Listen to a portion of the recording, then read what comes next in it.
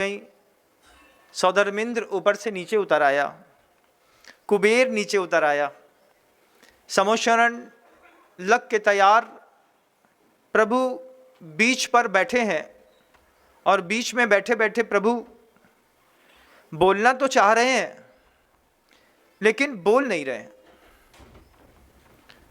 बार बार चिंतन करने पर भी कुछ किसी को समझ में नहीं आया। जनता 12 सभाओं में ठसाठस भरी थी।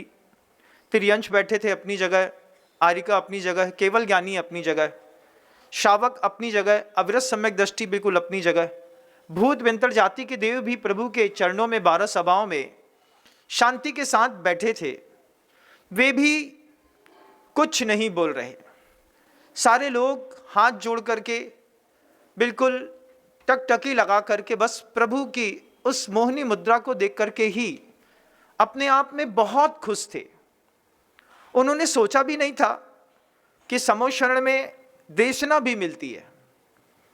उनको तो बस ये पता था कि इतना बड़ा समोशरण और इस समोशरण में बीच में विद्यमान भगवान वर्धमान स्वामी, इनको हम देखते रहे, इतने में ही हमारा पूरा जीवन खत्म हो जाए तो भी सहज और सरल होता है। लेकिन इसके अलावा भी जरूरी था एक सही संवाद प्रस्तुत करना।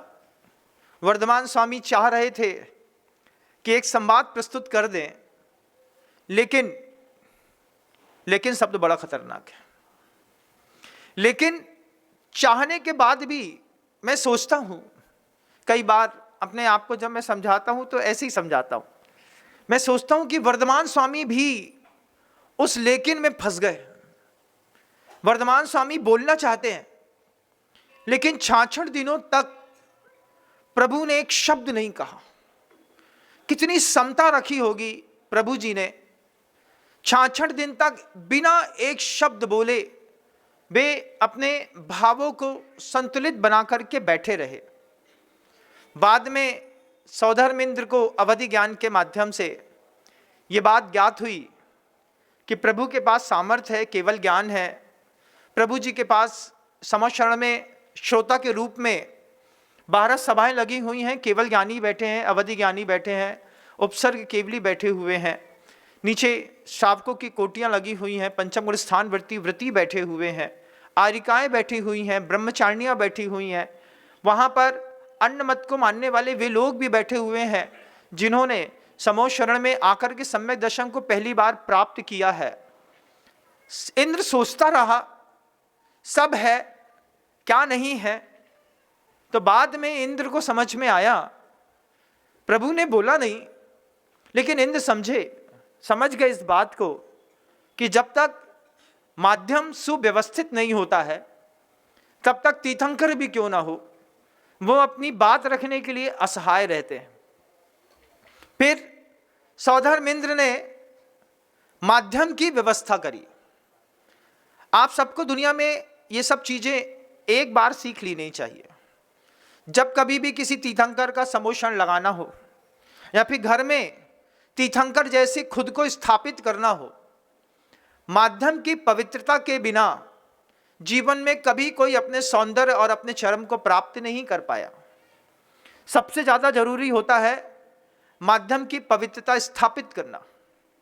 छोटी सी बात थी, बस एक शिष्य आकर के वहां पर सही तरीके से प्रभु के अंतर्मन को समझ पाता, प्रभु को देख पाता। लेकिन वो शिष्य भी मदांध था।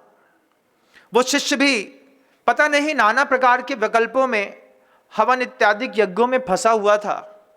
वहां से निकाल करके सौधर्मिंद्र के माध्यम से गौतम स्वामी को खींचना, अग्निभूति वायुभूति को भी वहां से खींचना कि जिन विकल्पों में फंसे हों उन विकल्पों से कुछ होने जाने वाला नहीं है, और जिन विकल्पों की ओर ध्यान नहीं है वहीं से जीवन के पूरे रास्ते निकल रहे हैं। सौधर्मिंद्र ने क्या गजब की संयोजना बनाई होगी। मैं आज भी सोचता हूं, जब गुरुदेव भी इस सृष्टि पर थे तो गुरुदेव भी कभी कुछ कहते नहीं थे और उनकी संयोजना निरंतर बनाने के लिए कोई ना कोई एक आगे आता था, वो माध्यम बनता था।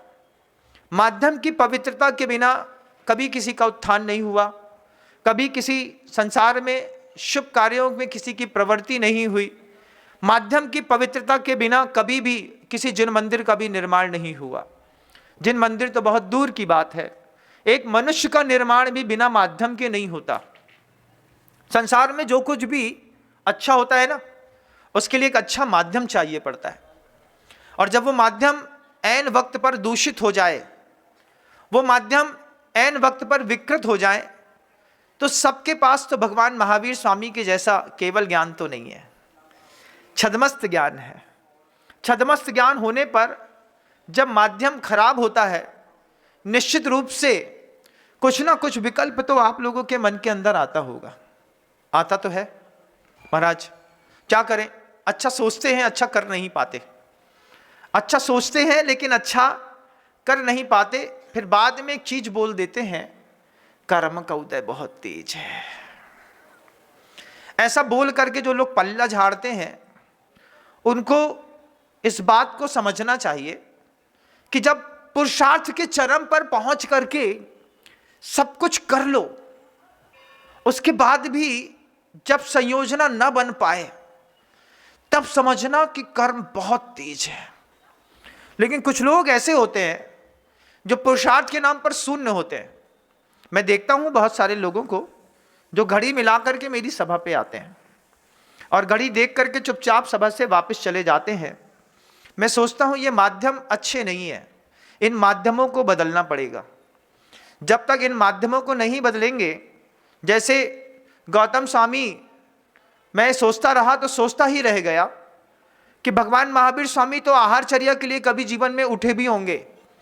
गौतम स्वामी ऐसे स्वामी थे जिन्होंने अपने जीवन काल में कभी भी आहार ग्रहण नहीं किया, सिर्फ प्रभु की पूजा भक्ति में ही पूरा समय निकाल दिया।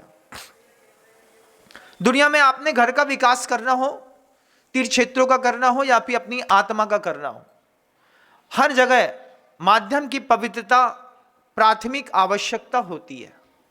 वो माध्यम कैसा होगा, क्या क्या होगा, आपको खुद निश्चित करना पड़ेगा।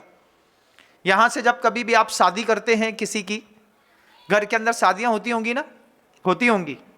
उस शादी करते वक्त आप आंख बंद करके एक रैकी करते हैं। क्या है, एक बस इनके यहाँ से कर लेंगे, फिर इनके बहुआ को बुला लेंगे, इसके यहाँ से गोल्ड खरीद लेंगे, इसके यहाँ से जाकर के साड़ी खरीद लेंगे, फिर इस तरीके से कार्ड छपवाने हैं। कार्ड छपवाने के बाद आंख बंद करके आप सोचते हैं इन सब चीज़ों को। उसके बाद कुछ पैसे की कमी पड़ रही है तो 2-3-4 लोगों का एक सब्स्टिट्यूट निकाल लेते हैं कि भैया ऐसा करेंगे, 2-3 लोगों को तो एक बार जाकर के जोहार करके पूछ लेते हैं, भैया घर में शादी है, ऐन वक्त में थोड़ी ध्यान रखियो, ऐसा बोल देते हैं।